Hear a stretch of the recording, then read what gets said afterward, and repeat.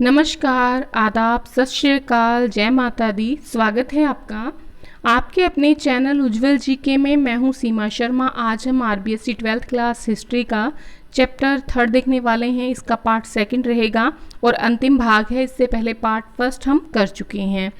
अगर वो आप वीडियो देखना चाहते हैं तो डिस्क्रिप्शन में आपको लिंक मिल जाएगा। साथ ही 6 से लेकर 10th तक की आप पॉलिटिकल साइंस, हिस्ट्री, ज्योग्राफी पढ़ना चाहते हैं, साथ ही राजस्थान जीके पढ़ना चाहते हैं और रीट की तैयारी कर रहे हैं तो आप उज्जवल जी के चैनल से जुड़ सकते हैं। ठीक है, चैनल को सब्सक्राइब कर लें, पास के बेल आइकन को ज़रूर प्रेस करें ताकि नई वीडियो की नोटिफिकेशन समय रहते मिलती रहे। तो चलिए पढ़ना शुरू करते हैं। आज का हमारा प्रश्न 46वां प्रश्न, किन लेखकों के वर्णन से पता चलता है कि कनिष्क ने साकेत यानी कि अयोध्या और पाटलिपुत्र पर आक्रमण किया? इनमें से किससे पता चलता है? जल्दी से उत्तर लगाएं।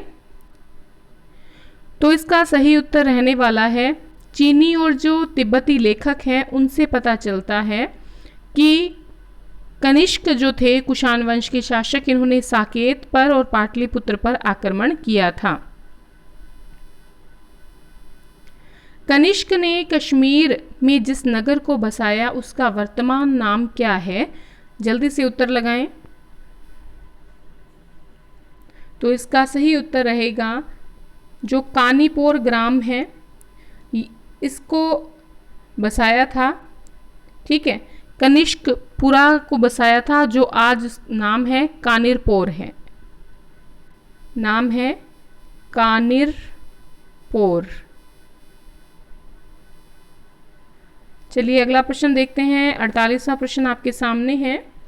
कनिष्क ने कश्मीर में चतुर्थ बौद्ध संगीति बुलाई, इसका परिणाम क्या रहा? जल्दी से उत्तर लगाएं। तो इसका सही उत्तर रहने वाला है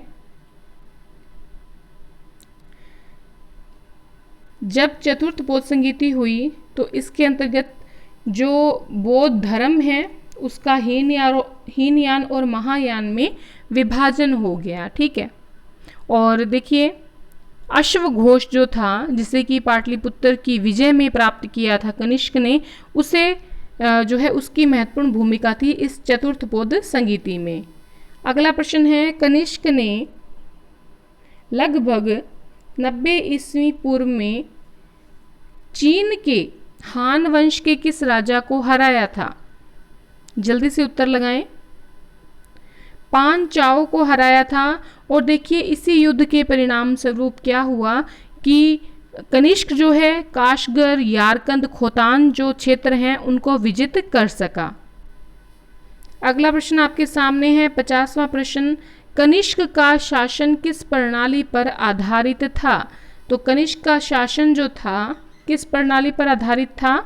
क्षत्रप प्रणाली पर आधारित था। ठीक है, देखिए रुद्रदामन जो है उनका जो शासन, उनकी जो शासन प्रणाली थी वो भी क्षत्रप प्रणाली पर आधारित थी। प्रांतीय क्षत्रपों के आधार पर ही वहाँ शासन किया जाता था।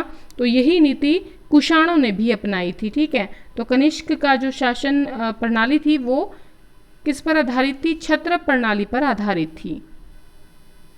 किस अभिलेख से ज्ञात होता है कि कनिष्क का शासन प्रांतीय क्षत्रपों के द्वारा होता था? तो सही उत्तर लगाएं इसका।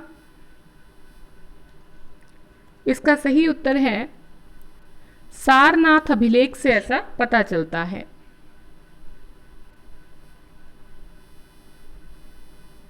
बौद्ध साहित्य में दूसरा अशोक किसे कहा गया है? जल्दी से उत्तर लगाएं। देखिए निरंकुश शासक होता था। कौन?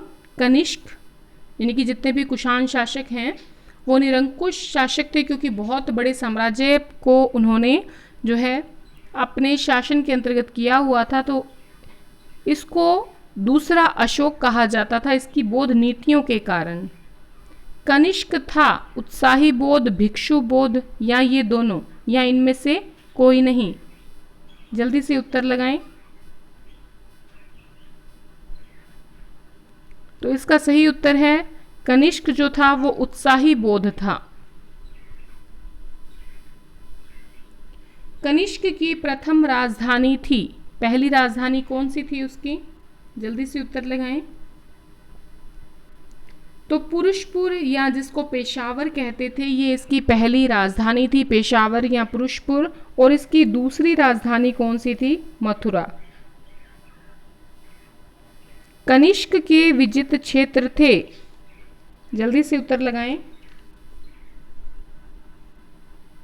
तो कनिष्क के विजित क्षेत्रों में आते हैं ये सभी, पार्थिया, मध्य एशिया, चीन पर आक्रमण किया था, ठीक है, पाटलिपुत्र पर विजय, उज्जैन, कश्मीर की विजय।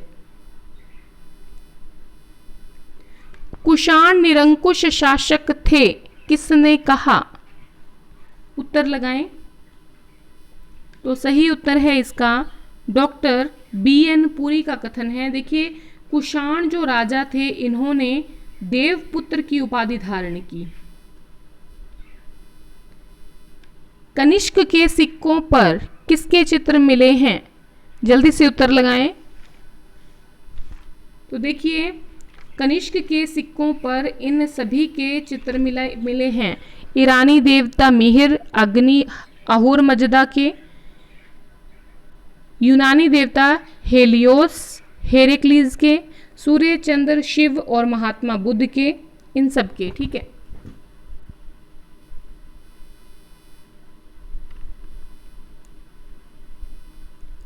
कनिष्क को बौद्ध धर्म का महान संरक्षक और प्रचारक किसने कहा?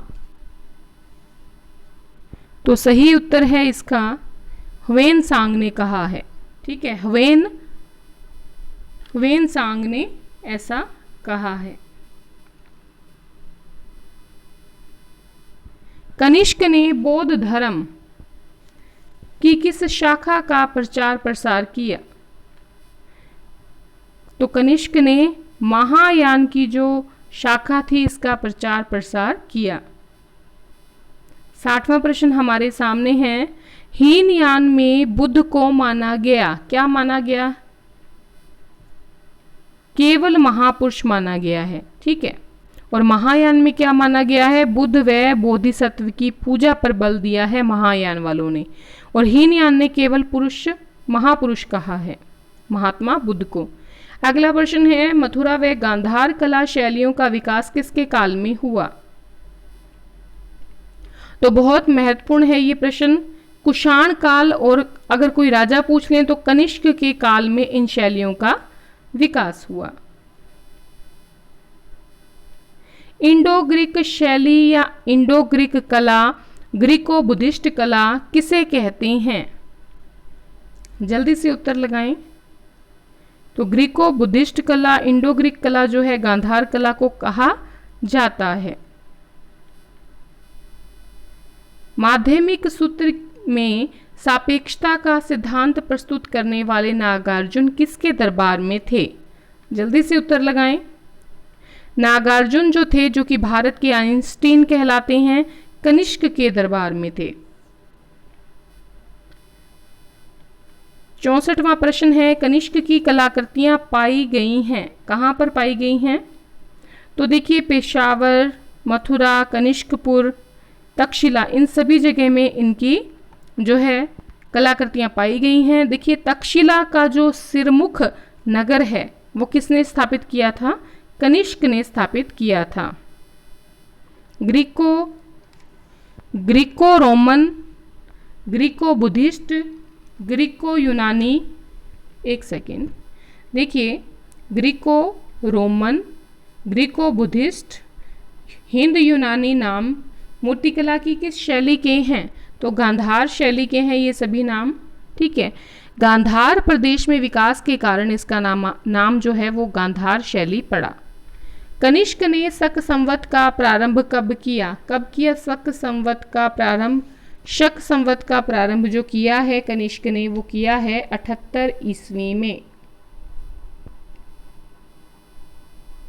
67वां प्रश्न आपके सामने है। चीन से लेकर मध्य एशिया होते हुए रोमन साम्राज्य तक पहुंचने वाला रेशम मार्ग, यानी कि जिसे कहा जाता था सिल्क रूट, सिल्क रूट पर मौर्योत्तर काल में किसका आधिपत्य था? बहुत महत्वपूर्ण प्रश्न है। तो किसका अधिकार था? कुषाण वंश का अधिकार था। ठीक है, इस रूट पर, सिल्क रूट पर कहाँ से कहाँ तक जाता था? चीन से मध्य एशिया तक। देखिए, भारत की जो बारीक मलमल थी रोम में बड़ी लोकप्रिय थी, और इस व्यापार का केंद्र क्या था? केरल था। तो ये भी याद रखिएगा। भारत का व्यापार मौर्योत्तर काल में किन देशों के साथ था? मौर्योत्तर काल की बात करें तो किन देशों के साथ था? इन सभी के साथ था चीन, रोम, बर्मा, जावा, सुमात्रा, चंपा, दक्षिण पूर्व एशिया के देश। इन सब के साथ भारत का व्यापार मौर्योत्तर काल में था। इंडो ग्रीक शासकों एवं कुषाण शासकों ने बड़ी संख्या में कौन से सिक्के चलाए? तो देखिए, बड़ी संख्या में जो हैं सोने के सिक्के चलाए थे। और अगर कुषाणों की बात करें तो कुषाणों का शासक था विम कडफिसिस। इसने सबसे पहले सोने के सिक्के चलाए थे। ठीक है, मुद्रा का व्यापक प्रचलन जो है वो इस युग की सबसे बड़ी देन है, इंडो ग्रीक शासकों की और कुषाण शासकों की के टाइम पीरियड में जो सबसे बड़ी जो देन है वो है मुद्रा का सबसे ज़्यादा व्यापक प्रचलन जो है आम लोगों में हुआ था। अगला प्रश्न है, कुषाण युग भारतीय संस्कृति के इतिहास का महत्वशाली युग है, किसका कथन है? जल्दी से उत्तर लगाएं। तो इसका सही उत्तर है H.G. रोलिंसन का कथन है। यूनान अभियंता आगीसिल्स किसके दरबार में था? तो ये किसके दरबार में था? कनिष्क के दरबार में था। ठीक है, देखिए कनिष्क जो है 23 सालों तक निरंतर युद्धरत रहा। ठीक है, इससे तंग आकर उसके जो सेनापति थे उन्होंने इसकी हत्या कर दी। किसकी? कनिष्क की। हुणों का सर्वाधिक शक्तिशाली शासक कौन था? हुणों की बात पूछ रहा है तो हुणों का सर्वाधिक शक्तिशाली जो था मिहिर कुल था, जिसका नाम जो है मिहिर गुल भी मिलता है। मिहिर गुल या मिहिर कुल। देखिए, हुण जो थे वो मध्य एशिया की बर्बर जाति थी। चीन के हुनान प्रदेश से इनका संबंध था और ये 450 ईसा पूर्व ईस्वी में भारत की जो पश्चिमी प्रदेश है वहां से एंटर हुए थे। हुणों के राजा तोरमान ने किस प्रदेश को विजयी कर स्थायी निवास बनाया? तो जो तोरमान था इसने मध्य प्रदेश यानी कि मालवा का जो प्रदेश है इसे विजित किया और स्थायी निवास बनाया। हुणों ने शैव धर्म को अपनाया और हर हर महादेव का नारा लगाया। 74वां प्रश्न है, किस ग्रंथ, वो भी जैन ग्रंथ में, किस जैन ग्रंथ में लिखा है कि तोरमान चंद्रभागा नदी के किनारे स्थित पवैया नगरी यानी कि ग्वालियर से भारत पर शासन करता था? किस जैन ग्रंथ में लिखा मिलता है? तो कुवल्यमाल में ऐसा लिखा हुआ मिलता है। अंतिम प्रश्न है, यशोवर्मन व बालादित्य ने हुणों का दमन कब किया? कब किया हुणों का दमन? तो 528 ईस्वी में किया था, 528 ईस्वी में। तो आज के महत्वपूर्ण प्रश्न हो चुके हैं। टोटल 75 प्रश्न देखे हैं हमने थर्ड लेसन के। जितने महत्वपूर्ण प्रश्न बन सकते थे मैंने बनाए हैं। ठीक है, अगला जो हमारा लेसन होगा वो 4th लेसन होगा, जिसके अंतर्गत जो हम मुस्लिम आक्रमण है उनके बारे में चर्चा करेंगे। अंत तक बने रहने के लिए बहुत बहुत धन्यवाद। और आपका जो प्रश्न है पहला जो कमेंट करके आपने बताना है वो है, रावर का युद्ध